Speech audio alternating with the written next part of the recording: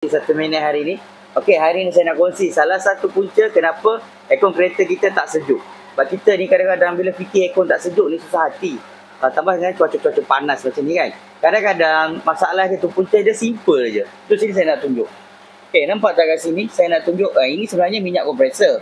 Kalau ikutkan minyak kompresor ni jernih, cantik lagi. Maksudnya sistem dia ni bersih. Tapi ada problem. Problem dia tengok kat sini. Ini berapa? 140 ml. Untuk Myvi, dia untuk Myvi isi padu minyak dia setakat ni je.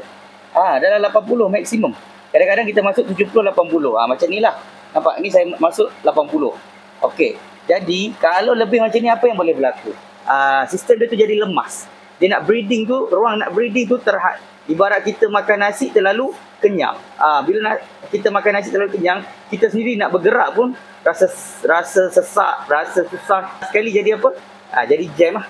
So sama juga dengan sistem dia. Bila minyak tu terlalu banyak, sistem dia tak boleh berfungsi dengan elok. So apa jadi? Aircon tu tak sejuk lah. So kalau siapa yang ada masalah yang sama, ni boleh cek dulu. Kalau tak tahu mana nak cek, boleh bawa datang ke Fizi Motorsport, Sunway Ipoh. Sebab hari ni settle.